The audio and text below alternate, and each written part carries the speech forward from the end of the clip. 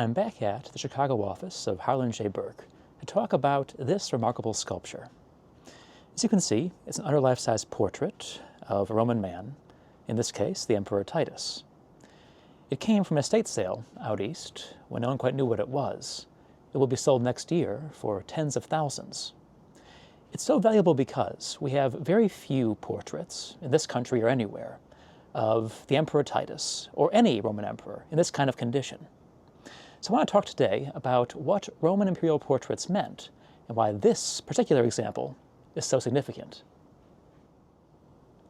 Titus, the second Flavian emperor, reigned from 79 to 81 AD. Despite, or perhaps because, of his very short reign, he is remembered as one of the best emperors. He was especially well remembered because of his relief efforts after the eruption of Vesuvius in 79 and a great fire in Rome the following year.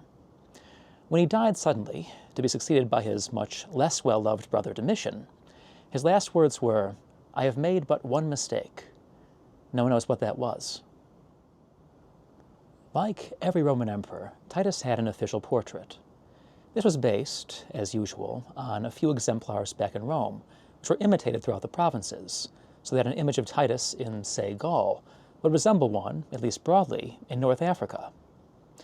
This was the face of the emperor for a populace that very rarely saw their emperors in an age before mass media.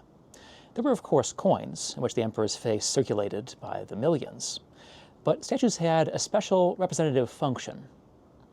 It began with Augustus, who had himself shown throughout his long reign as a youthful demigod. His successors, the Julio-Claudians, followed suit for the most part. In fact, they're kind of hard to tell apart sometimes. They all have a very close family resemblance, and all have that sort of timeless, ageless quality. An exception to the rule was the last Julio-Claudian, Nero. Nero came to the throne quite young, as an adolescent, and his portrait changed as he aged into a mature man. But it also showed him in a very unflattering light as he gained weight and became increasingly, let's say, less statugenic. And so Nero was hearkening back, in many ways, to an older tradition, a republican tradition, which highlighted verism, realism in sculpture, warts and all. As we'll see, the Flavian emperors adopted a similar approach. Vespasian, who came to the throne in 69 after the chaos of the Year of the Four Emperors, presented himself as a man of the people, a traditionalist. His portrait reflected that. It showed him in a very honest light, an unflattering light, as a man in late middle age with a broad, weathered face and a slight smile often. So it was a portrait that was both republican, in a sense, and meant to be reassuring.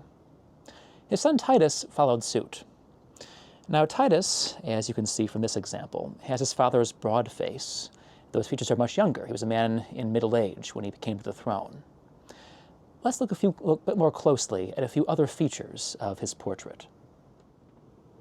Originally, this statue, like most Roman sculpture, would have been painted, which would have accentuated some of its features. Let's start with the hair. The brother of Titus, Domitian, was infamously insecure about his baldness. He wore elaborate wigs to conceal it, and some of his sculptures actually show those wigs, which look not quite natural, and are still kind of fun to pick out in museums. Titus, as far as we know, had a full head of hair, and is shown as such, that with his father's hairline, give or take. He's also shown, interestingly, with some creases in his forehead. This would not have passed muster under the Julio-Claudians, who were, as I mentioned before, ageless. So he's showing himself as a man of experience, a man ready to take on the mantle of imperial power.